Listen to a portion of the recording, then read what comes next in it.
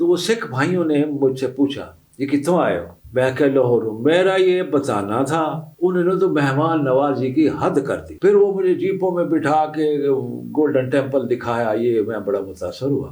اسی طرح ایک رات کے عشائیے میں ایک کرنل صاحب اور ان کی بیگم صاحبہ بھی تھی، میں ان کے گھر کا جائزہ لے رہا تھا، میری نظر ایک 3 تصویروں پہ پڑی۔ ایک تو کرنل صاحب کی اپنی تصویر تھی اور ایک ان کی بیگم صاحبہ کی، اور درمیان میں ایک بڑے ہینڈسم نوجوان کی تصویر تھی۔ اپنے شہر ستلج دریا تے پل ہے نا، آکھے او ہائی تاری فوج دی سپلائی لین، آرمی کو آرڈر ملیا کہ ہی پل کو ڈسٹرائے کرو۔ اینٹی ایئر کرافٹ گن نے میرے بیٹے کے جہاز کو ہٹ کر دیا بری طرح، لیکن وہ اس کو کسی نہ کسی طرح واپس لے کے انڈیا کی حدود میں گرا، لیکن وہ مر گیا۔ تو قدرت کو شاید یہ منظور نہیں تھا کہ وہ میری جنم بھومی کو میرے بیٹوں کے ہاتھ اس پل کو تباہ کروائے جہاں میں سیر کرنے دریا پہ جاتا تھا۔ خدا کے لیے چھوڑو یہ دشمنی، یہ سب کچھ، آؤ کشمیر پہ بات کرو اور جینون فیصلہ کر کے جھگڑے کو ہمیشہ کے لیے ختم کر دو۔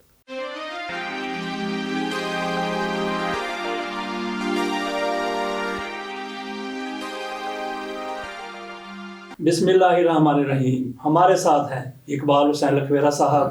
71 کی وار ہوئی تو اس وار کے دوران لکھویرا صاحب کے گھر پر بھی گولیوں کی بچھاڑ ہوئی تھی، جہاز نے حملہ کیا تھا، گھر کا کافی حصہ گر گیا تھا۔ وہ پائلٹ کون تھا؟ لکھویرا صاحب کی اس پائلٹ کے والد سے ملاقات ہوئی تھی، تو اس میں پھر کیا باتیں ہوئیں، دل کو دہلا دینے والی داستان ہے۔ اور اس پائلٹ کا کیا ہوا تھا جس کے جہاز نے وہاں پہ فائرنگ کی تھی، گولیوں کی بچھاڑ کی تھی؟ اقبال حسین لکھویرا صاحب سے پوچھتے ہیں۔ جناب لکھویرا صاحب۔ عوان صاحب بڑی مہربانی، آپ مجھے وقت بے وقت یہاں اپنے ادارے خیال کے بلا کے شکریہ کا موقع فراہم کرتے ہیں، بہت مہربانی آپ کی۔ بیسیکلی میرا تعلق بہاولپور سے ہے، تو بہاولپور میں ہندو بھی رہتے تھے، مسلمان بھی رہتے تھے، کرسچن بھی رہتے تھے، اب بھی ہندو بھی ہیں، مسلمان بھی ہیں، کرسچن بھی ہیں۔ تو میرے والد صاحب کے ایک مداحت ہوتے تھے، ان کا نام تھا لیلا کشن۔ لیلا کشن؟ لیلا کشن، لیلا لیلا سے، ہاں جی، لیلا رام کشن، لیلا، ہاں رام لیلا، لیلا کشن جی۔ تو وہ بھی بٹوارے میں چلے گئے۔ اب ان ہندوؤں میں نے 2 چیزیں بڑی نوٹ کی ہے۔ ایک تو یہ اپنی جنم بھومی کو بڑا یاد کرتے ہیں جہاں یہ پیدا ہوتے ہیں۔ کہیں تو اس کا ایک چھوٹا سا واقعہ سنا تھا۔ تو سنجے دت کہیں انٹرویو دے رہے تھے، تو ویڈیو پہ تھا، ٹی وی تھا، تو کہنے لگے ایک رات، باقی چیزوں کو میں نہیں بتاتا، میں ان کی محبت، جنم بھومی سے محبت کا وہی پارٹ لیتا ہوں۔ تو انہوں نے کہا کہ میں ایک رات 2-2:30 بجے شوٹنگ سے فارغ ہو کے گھر آیا، تو میرے والد صاحب سنیل دت صاحب اندھیرے میں کرسی پہ بیٹھے تھے۔ تو میں بڑا حیران ہوا کہ اس وقت تو وہ سو جاتے ہیں، تو سوئے کیوں نہیں؟ تو میں نے لائٹ آن کی، تو میں نے دیکھا تو ان کی آنکھوں میں آنسو تھے۔ تو میں نے کہا شاید ممی کی یاد آ گئی ہوگی، بیگم کی یاد آ گئی ہو تو اداس ہو گئے ہوں گے، تنہا ہو گئے، اکیلے ہو گئے، میں بھی شوٹنگ پہ چلا جاتا ہوں۔ تو میں نے کہا ڈیڈی آپ سوئے نہیں؟ کہتے ہاں یار بس ایسے ہی کچھ میں بیٹھا تھا، کچھ یاد ستا رہی۔ تو میں نے ایسے ہی تذکرہ کیا، میں نے کہا کس چیز کی یاد ستا رہی تھی؟ تو انہوں نے کہا پنجابی میں، کیونکہ یہ پنجابی، تو کہنے لگے یار میں نے گھر دی یاد آ رہی تھی۔ تو کہتے میں نے کہا ڈیڈی گھر تو تھوڑے یہی ہے، تمہیں کہڑے گھر دی یاد آ رہی؟ کہتے نہیں آ رہا، میرا گھر تو پاکستان ہے۔ تو کہتے میرے بھی آنسو نکل آئے۔ کس شہر میں؟ جہلم۔ اچھا جہلم، یہ ادھر کہیں، وہ کہیں قریب میں۔ تو کہتے میری بھی آنکھوں سے آنسو نکل آئے۔ تو یہ جو لوگ ہیں، یہ سنانے کا مطلب میرا یہ تھا کہ ان کو جنم بھومی ایک، اور پھر ان کے جو تعلقات ہوتے ہیں دوستانہ، ان کو یہ کبھی نہیں بھولتے، اور یہ ہر وہ چیز کر مٹیں گے اپنے دوست کے لیے جو ان کے دائرہ اختیار میں ہوگی، پیچھے نہیں ہٹیں گے۔ تو سر یہ ساری، تو وہ میرے لیلا کشن جی، میرے والد صاحب مرحوم و مغفور، اللہ انہیں غریق رحمت کرے، ان کو چٹھیاں لکھتے رہتے تھے۔ ٹیلی فون کی سہولت تو اتنی تھی نہیں اس وقت کہ آپ آؤ آپ آؤ آپ آؤ آپ آؤ۔ اچھا وہ وہاں جا کے ہندوستان کے روڈ کے سب سے بڑے کنٹریکٹر بن گئے، ملینر ہو گئے۔ اب وہ چاہتے ہوں کہ میں ذرا 1-2 مہینے ان کو رکھوں، کھلاؤں پلاؤں، سیر کراؤں۔ تو والد صاحب کی عمر کا بھی تقاضا تھا اور پھر حالات بھی کچھ شاید ایسے ہوں. ہم تو بچے تھے, بچے اتنے بھی نہیں تھے, لڑکپن تھا, لڑکپن سے بھی ذرا اوپر تھے. تو والد صاحب نے ان کو ہم بھائیوں میں سے مجھے منتخب کیا اچھا جی. کہ میں جاؤں اور ملاؤں لیلا کشن جی کو. تو انہوں نے چٹھی لکھی کہ میرا بیٹا آئے گا. تو اس سلسلے میں وہ جو لیٹر شیٹر ہوتا تھا اس وقت کی بات ہے, ایک لیٹر آتا تھا وہاں سے انڈین ایمبیسی کو اسلام آباد میں کہ ان کو ویزا دے دیں, ہم ذمہ دار ہیں وغیرہ وغیرہ, اس قسم کا کوئی تھا. وہ آ گیا, 3 مہینے کا مجھے ویزا مل گیا. اب ہم نے چٹھی بھی لکھ دی, ریل سے گئے ہم.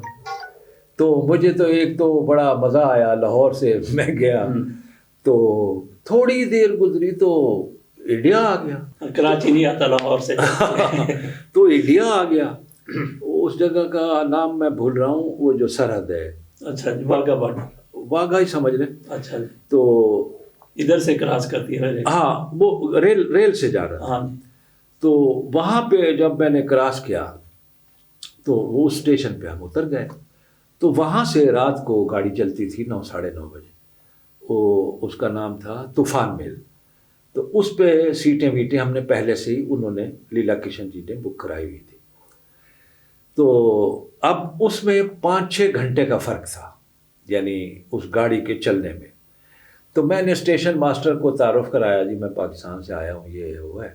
انہوں نے کہا جی سامان آپ یہاں رکھ دیں اور آپ جائیں باہر, یہ خوبصورت سا شہر ہے امرتسر, جو علاقہ آپ دیکھ سکتے ہیں وہ دیکھ لیں, لیکن آپ 1.5-2 گھنٹے پہلے واپس آ جائیں. میں نے کہا ٹھیک ہے. سر میں باہر نکلا تو لاہور اسٹیشن کی ڈٹو کاپی, یعنی اگر آپ کی آنکھیں بند کر کے وہاں کھڑا کر دیں تو آپ کہیں گے لاہور اسٹیشن. اچھا. ہاں, ڈٹو کاپی. اور ریسٹورنٹ سارے بنے ہوئے, اور وہاں سکھ. اچھا, میں نے پہنی ہوئی تھی شلوار قمیض. تو انہوں نے بڑے غور سے دیکھا, بھی اسٹیشن سے آدمی آ رہا ہے تو یہ تو یہاں تو گاڑی لاہور سے آتی ہے اس وقت, تو یہ پاکستان سے ہی آیا ہوگا. تو وہ سکھ بھائیوں نے مجھ سے پوچھا یہ کتوں آئے ہو؟ میں کہ لاہور ہوں. میرا یہ بتانا تھا. انہوں نے تو مہمان نوازی کی حد کر دی سر. مجھے گولڈن اسی اسنا میں انہوں نے جیپ ارینج کی اور مجھے کھانے وانے کھلائے اور مسلمانوں کے ہوٹل میں لے گئے کہ جی اسی تو نہیں کھا سکتے, اسی تو یہ کھانے ہیں, تسی یہ نہیں کھانا, تسی چلو مسلمانوں کے ہوٹل. پھر وہ مجھے جیپوں میں بٹھا کے گولڈن ٹیمپل دکھایا, یہ میں بڑا متاثر ہوا. بہرحال میں نے کہا جی مجھے 1.5-2 گھنٹے آپ نے پہلے واپس پہنچا دینا. میں پہنچ گیا. خیر رات کو گاڑی چلی, صبح گاڑی وہ دلی پہنچی. اور لیلا کشن انکل ادھر کھڑے تھے, وہ مل گیا تو گاڑی شاڑیاں وہ لائے ہوئے تھے. بیٹھ کے ہم ان کے گھر چلے گئے. ان کے دلی کے علاقے کا نام ہے وسنت وہار. اچھا جی. مجھے نمبر بھی یاد ہے, 10 وسنت وہار. وسنت وہار یوں سمجھ لیں جیسے لاہور کا ڈیفنس, یعنی امیر لوگوں کی رہائش گاہ ہے. ٹھیک. تو وسنت وہار میں ہم چلے گئے. ہاں جی. تو وہ ہر روز نہ رات کو, اچھا میرا ویزا تھا 3 مہینے کا, اس میں 3 شہر لکھے ہوئے تھے, وہ میں جا سکتا تھا, 4تھے شہر میں نہیں جا سکتا تھا.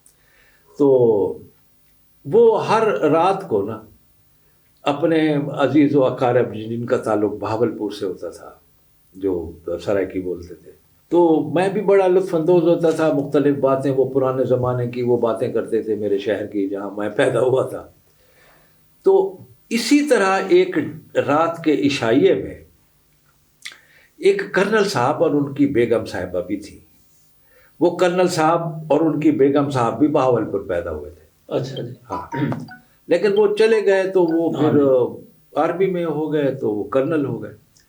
انہوں نے کہا بیٹے میں نے جانا ہے ایکسرسائزز پہ, تو شام کو تو نہیں, فلاں دن دوپہر کا کھانا میرے پاس کھانا. تو میں نے کہا انکل لیلا کشن جی بیٹھے ہیں, ان سے آپ پوچھ لیں, یہ کہتے ہیں تو میں چلا جاؤں. انہوں نے کہا ہاں بیٹے چلے جائیں, چلیں گے, میں بھی ساتھ چلوں گا. لیں جی, ہم کرنل صاحب کے گھر پہنچ گئے اس دیے ہوئے دن پہ. تو بڑا انہوں نے پرتکلف سے انتظام کیا ہوا تھا, مسلمانوں والے کھانے یہ وہ بنائے ہوئے تھے, ان کو پتہ تھا میں مسلمان ہوں. تو میں ان کے گھر کا, بڑا خوبصورت گھر تھا ان کا, میں ان کے گھر کا جائزہ لے رہا تھا تو وہ میری نظر ایک 3 تصویروں پہ پڑی.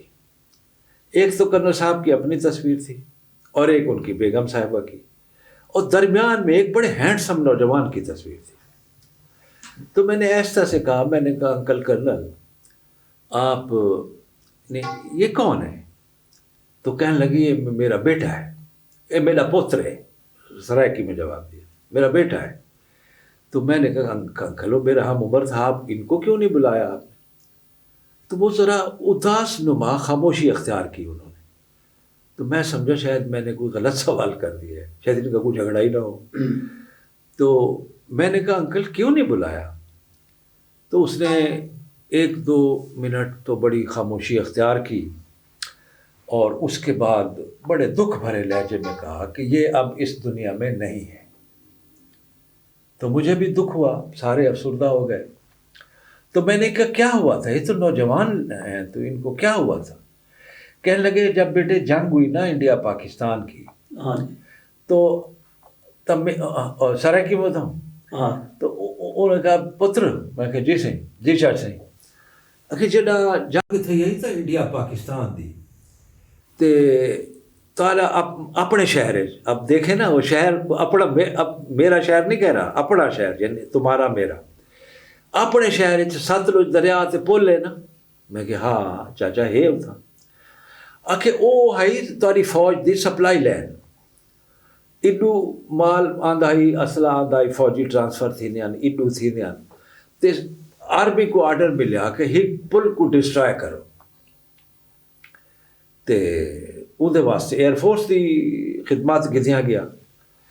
تے ایئر فورس کی جب خدمات لی گئیں اس پل کو توڑنے کے لیے, تو میرا یہ بیٹا ایئر فورس میں تھا, اور وہ 3 جہازوں کی فارمیشن تھی, تو میرا بیٹا اس کو لیڈ کر رہا تھا. لیکن آپ کی فوج کے اتنے بہترین انتظامات تھے, انہوں نے نیچے ایسے زاویے پہ اینٹی ایئر کرافٹ گنیں لگائی ہوئی تھی کہ اس پل پہ اٹیک نہیں ہو سکتا تھا. وہ 3-4 دفعہ کی کوشش ناکام کر کے واپس آ چکے تھے. تو ان کو کہا نہیں کہ آپ کوئی نہ کوئی اینگل ڈھونڈو اور اس پل کو گرانا ہے بس. لیکن وہ آپ کی آرمی کی میں تعریف کرتا ہوں. اچھا یہ فوج یہ بھی کمال ہے, یہ کوئی ایسی بات ہو نا ایک دوسرے آرمی کی تعریف بھی کرتے ہیں. تو کہنے لگے وہ اینٹی ایئر کرافٹ ہمیں سمجھ ہی نہیں آتی تھی اس کو کہ کس اینگل پہ لگی ہوئی ہیں کہ ہم اٹیک نہیں کر سکتے, اور وہ گولے پھینک دیتی ہمارے جہازوں پہ. تو اسی طرح کے ایک اٹیک میں اینٹی ایئر کرافٹ گن نے میرے بیٹے کے جہاز کو ہٹ کر دیا بری طرح, لیکن وہ اس کو کسی نہ کسی طرح واپس لے کے انڈیا کی حدود میں گرا, لیکن وہ مر گیا. وہ تو خیر انہیں شہید کہہ رہے تھے. تو پھر کہنے لگے کہ دیکھو پوتر دیکھ, جیڑی جہاں میں جمیا, جیڑی جہاں ان دی ماں جمی, جہاں میں پیدا ہوا, جہاں اس کی امی پیدا ہوئی, وہیں پہ میرا بیٹا مر گیا اسی شہر کے حملہ کرنے. تو قدرت کو شاید یہ منظور نہیں تھا کہ وہ میری جنم بھومی کو میرے بیٹوں کے ہاتھ اس پل کو تباہ کروائے جہاں میں سیر کرنے دریا پہ جاتا تھا. تو وہ میں بھی دکھی ہوا, سارے دکھی ہو گئے بڑی افسردہ حالت میں. میں نے افسوس کیا, میں نے کہا سر تو آپ انڈیا کی حکومت کو کہیں نا کہ کوئی ایسا کام کرے کہ یہ جنگیں ختم ہو جائیں, مٹی کے بجائے مٹی کے بجائے امیٹی کو اڈاپٹ کریں. امیٹی مینس دوستی کو اڈاپٹ کریں, کیوں دشمنی کو اڈاپٹ کرتے ہیں؟ پاکستان تو ہمیشہ آپ کو پیشکش کرتا رہتا ہے کہ آئیں اور بات چیت کریں, کشمیر کا مسئلہ حل کریں اور امن سے رہیں. اچھا وہ بچھاڑ آپ کے گھر پر بھی ہوئی؟ ہاں وہ ہوا یہ کہ وہ آتے تھے, آئے نا, اب کیونکہ 3 دفعہ وہ ناکام ہو گئے تھے, تو اب جو آئے 4تھی دفعہ یعنی 1-2 دن کے گیپ کے بعد آئے, تو انہوں نے لائٹ بم پہلے مارا. ہم عادی ہو چکے تھے. تو والد صاحب نے فوج کی ہدایت کے مطابق بہاولپور میں تو فوج کی ہدایت کے مطابق والد صاحب نے بہت بڑی ٹرنچ بنوائی ہوئی تھی, مورچہ جس کو مورچہ, ہاں وہ خندق. تو ہم وہ سردیاں تھیں, ہم وہ رضائیاں لے کے تو ٹرنچ میں گھس جاتے تھے. تو وہ ہماری جو گھر بڑا تھا تو اس کی جو کارنر تھا نا چھت کا, تو انہوں نے اس پہ فائرنگ کی,